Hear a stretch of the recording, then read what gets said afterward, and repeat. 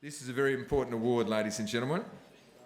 It's time to announce the Momentum Most Inspiring Man of the Year Award for 2018. The criteria for this award is a man who has excelled in his chosen field, who is an inspiration to others, who is able to motivate and touch the lives of others, and one who continues to persevere despite setbacks and hardships. And ladies and gentlemen, to present the Most Inspiring Man of the Year Award for 2018, let's get Barbara back up to make the presentation. Big round of applause, ladies and gentlemen. Barbara's about to make the Most Inspiring Man of the Year Award.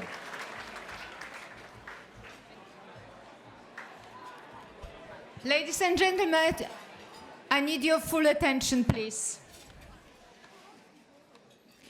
I'm sure many of you heard the late Robbie Williams quote, who said, "Everyone you meet goes through struggle you know nothing about. So be kind always." We are going to meet a man tonight whose life mission became to promote and campaign for kindness worldwide. He's a man who is trying to change the world, who actually flew specially from United States tonight to be here with us. Now, this is the formal nomination, and the winner has been initially nominated by Mr. George Helou. George, thanks once again for this magic introduction. The Momentum Most Inspiring Man of the Year 2018 is Micheal Lloyd-White.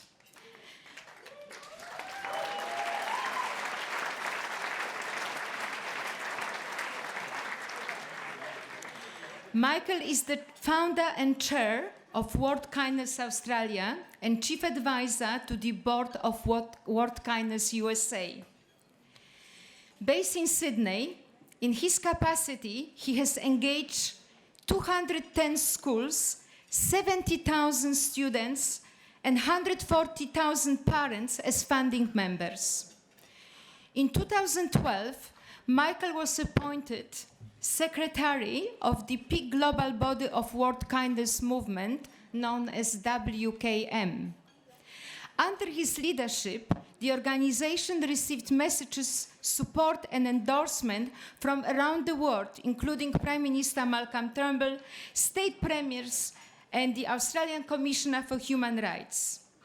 In 2017, Mr. Lloyd-White chaired the 20th anniversary and the 9th General Assembly and delivered in Seoul and delivered Prime Minister Malcolm Turnbull's message, where a declaration of support for a kinder world was signed and presented at the Korean demilitarized zone. For almost a decade, Mr. Lloyd-White has avidly campaigned internationally to remove myths of kindness, and he's done this all in voluntary capacity. He continues to deliver passionate keynote addresses around the world to engage and inspire on how kind a world can be realized in our lifetime through finding the courage to be kind at the time that the world struggles to be the best it can be.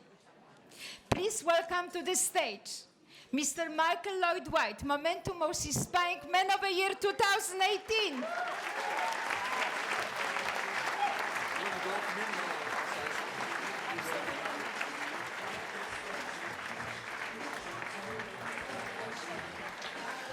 So, ladies and gentlemen, please welcome to the stage a man who is striving for a kinder world in our lifetime, who has flown in from America, literally got here this afternoon to be with us tonight. He is the Momentum Most Inspiring Man of the Year for 2018, Mr. Micheal Lloyd-White, ladies and gentlemen. Here he is.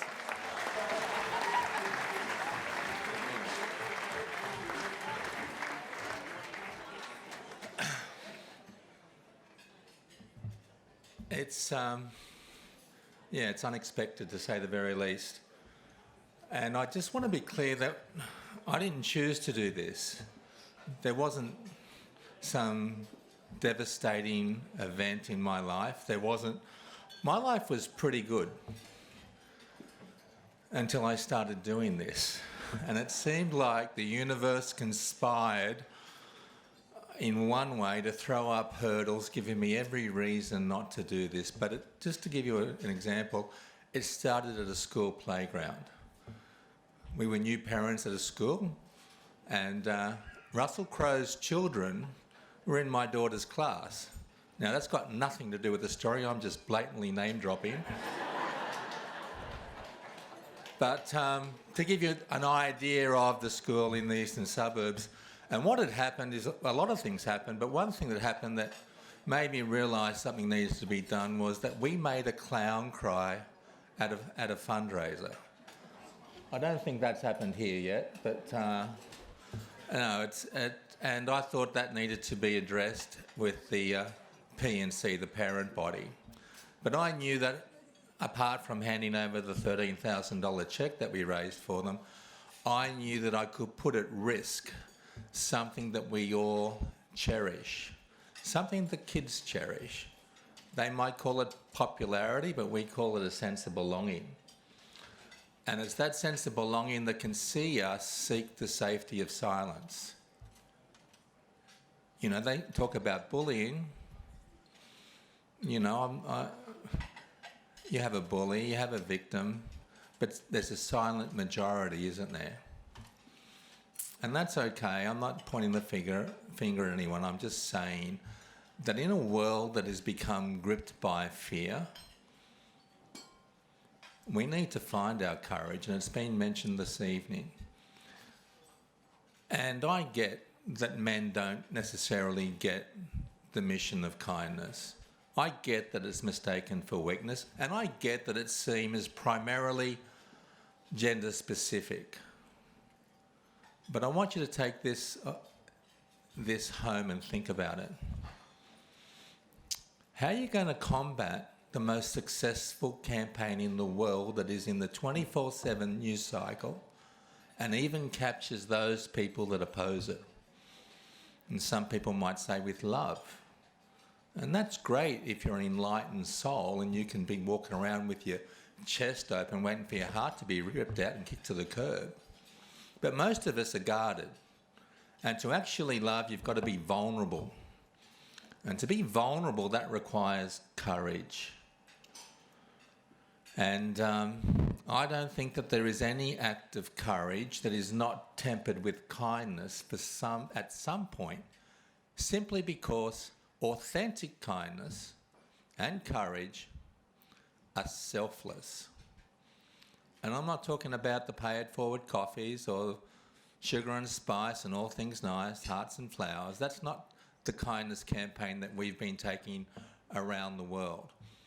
And this isn't the first time, but I can tell you right now, we've achieved a tremendous amount in an incredibly short time, not just here in Australia, but overseas. And there's so many good people that are waiting to be woken up, to become agents for positive change. And we just forget. The last time I was at a dinner like this, it was a women's college. And I can tell you how this campaign will change you as it has changed me. And I wasn't a bad guy. I was just, my life was good. But I realised that change when I'm at this dinner, 300 young ladies, 18 to 23 at the women's college. And they were talking and laughing and, I'm one of two men in the entire room, and it was deafening. And they're all getting awards of some kind for kindness, and I was quite, I could have been consumed by all the attention that I was getting. But how it changed me was that I wasn't drawn to all that attention from these young women. I was drawn to the stillness and the silence of a young girl on our table about 5 deep down. And she was busy. She was preoccupied being preoccupied. You know what I mean? Focusing on a meal, looking at the ceiling, looking at a watch. And for 15 minutes at this formal kindness dinner, Not only did no one speak to her, no one even looked at her. And you've got to ask the question, would I have seen her had I not been mindful, if I didn't have kindness on my agenda? But here's the thing. What happens is I found that my bandwidth increases, your radar goes on, and all of a sudden you begin to see the unseen. You begin to see the things that were always there but nobody saw. And not only do you see them, you're compelled. You're compelled to do something, because it takes a few things to reach doing kindness. You need the empathy. So you need to know, I understand how that person feels. And at some point, that understanding needs to connect with the corazon, needs to connect with your heart. And most of us can do that relatively easily. But the thing that we struggle to do is to take that next leap, that path of most resistance, because kindness is a verb. To actually go and do something, not for a friend, maybe even for somebody who you don't know or don't even like, but you do it just because it's the right thing to do. So when I saw this girl, wouldn't it have been great if somebody had have gone up to her and used the most powerful word in our language to break loneliness? And that word, of course, I'm sure you're all familiar with, is hello. But how many times are we afraid to put our personal brand at risk because they don't quite fit into our social scene? It's all about the personal brand. It's all about protecting your brand. And here's the thing. When we delivered Prime Minister Malcolm Turnbull's message in Seoul on the 3rd of September, check the dates, that was the exact same time the North Koreans gave a nuclear response a few miles away to the threat of fire and fury. The alarms on our phones went off and told us to familiarise ourselves with the shelter. And I asked them to understand that what just happened outside, there's nothing we can do. People were nervous, people were frightened. I said, but if we allow that to derail this, because I don't think that was a test of nuclear devastation, I think that was a test of a campaign of fear and hate versus the campaign of the courage to be kind. And to their credit, they stayed and we continued. And as a result, city of Gold Coast became the first city in the world to be listed as a World Kindness City, and a kindness clause was adopted. And I chose to stand down as the Secretary General specifically to take on a much bigger role, and that role is to bridge the divide in the United States. Because I think if anyone can do it, an Australian can. They like our accent, apparently. But going back to that young girl in that dining hall, I wonder what would have happened if somebody had gone up to her and said hello and invited her back in. What would have happened when she goes back to her room? Maybe she'll text her mum, and maybe she'll say, "You'll never guess who said hello to me today." Because I can tell you now, we've got inclusivity in everything. It's like furniture. You don't notice it, but it's in a document because it's a good value to have. But you don't get it. And you'll never really get inclusivity unless you really do a deep dive on the power of exclusion. Because we've been doing it for eons. Since man had fire, if the chief doesn't like you, you're banished. If the country doesn't like you and you're the emperor, you're exiled. If the church doesn't like you, you're excommunicated. If the family doesn't like you, you're disowned, and that's great. Expelled, discharged, we just name it. And eventually, you don't toe the line, you don't pull your weight, you don't do the right thing by a community, we'll whack you in jail. But if you're a really resilient, hardened, drug-dealing rapist and you still don't get it, we know how to do your head in. And that is, we'll put you in solitary. Because that will get you eventually, no matter how tough you are, being alone. But that's not where it starts, ladies and gentlemen. It starts with the words, "You can't play with us." It's a little girl or a little boy that goes home to their mum and dad and says, "What's wrong with me?" Why don't I have any friends? Why doesn't anybody want to play with me?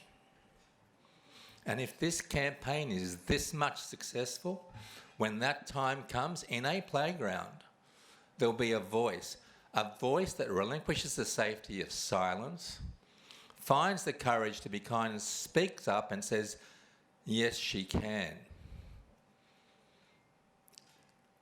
So don't underestimate kindness. It's not gender specific. We received a scholarship from the University of Sydney, a sporting scholarship for kindness, because they were having so many problems in the sport at the uni games with inappropriate behaviour, hazing, sexual assault, you name it.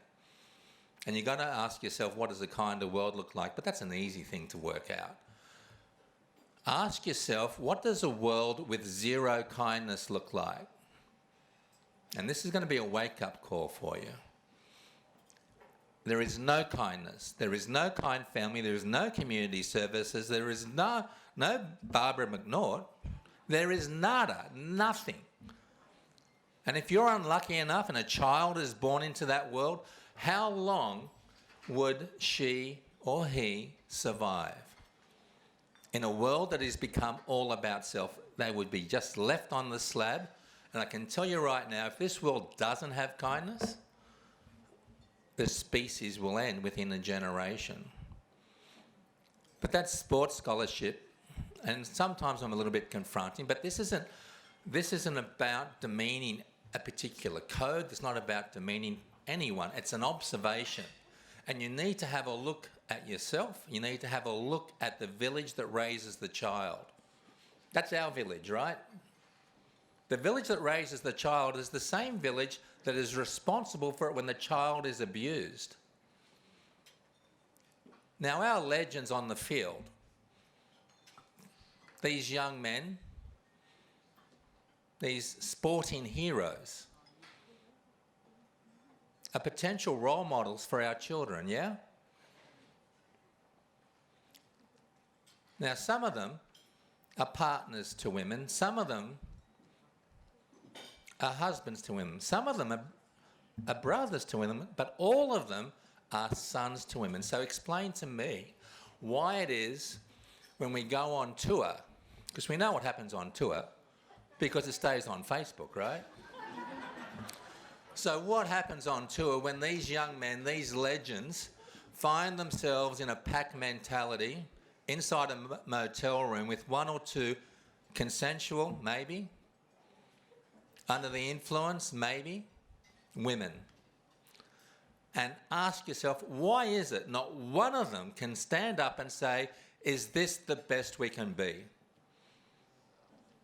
That sense of belonging isn't just about being a bystander in a playground, because our best and bravest, those that choose to serve in the Defence Force, and remember, this is not an indictment.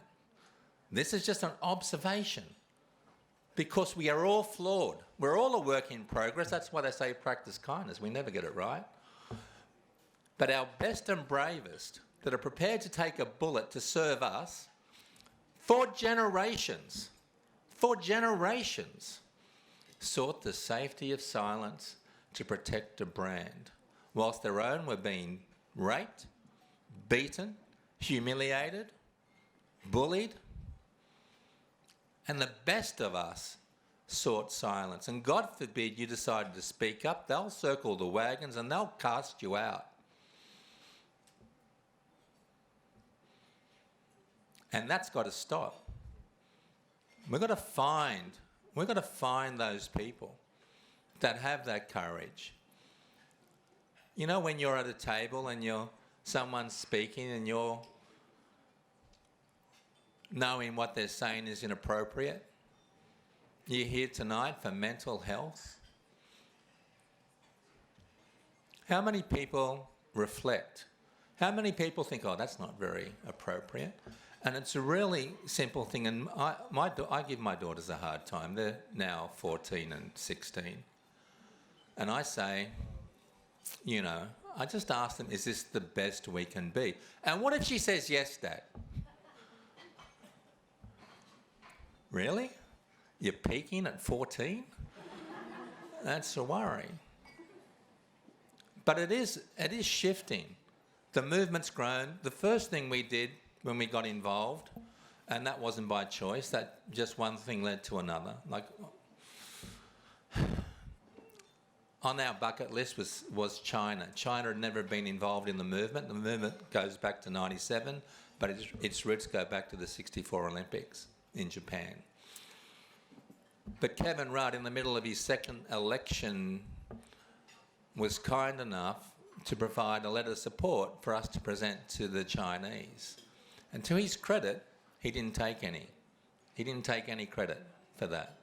And as a result of a lot of trips to China and talking to a lot of people, we were able to get kindness on the agenda, and World Kindness China was formed and joined the campaign for the first time. And here's the thing, the largest education body in the world, the Chinese Ministry of Education, now has kindness curriculum in their classroom. So what do you think that will look like in a few years? And do you know where that was developed? No, it was developed in the US, because that's where I told them they should go. That's where they had kindness curriculum. You do a word search on NAPLAN for the word kindness, you'll get 0 hits. You do a word search on your own websites for the word kindness, you'll find mindfulness, you'll find well-being, you'll find wellness. But you won't find kindness simply because someone decided it was too inconvenient. Someone misinterpreted it as vague, warm and fluffy. Well, look at me. I am not vague, warm or fluffy. I'm the last person you would expect that would be promoting kindness. But when you actually think about it and you get down to it, it's something that is absolutely essential in us. And I don't know how much time she's going to give me because she's been very generous. But I think I've spoken long enough. And I'll say thank you very much, Barbara. Thank you very much, everybody. And I'm here all night.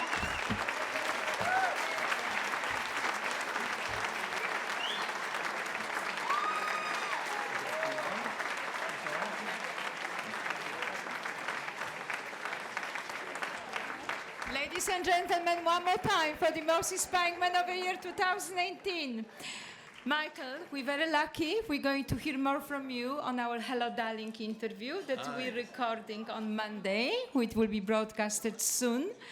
Micheal Lloyd-White has been awarded you received a membership for the West Australian Club, which gives you access all over the world to their beautiful venues and facilities. The West Australian Club celebrated 125th anniversary. Cara, am I right? I didn't hear. And you hear more about. Thank you. Generosity of the West Australian Club. Thank you very much. Thanks. When do I give you your certificate of membership? I've got them.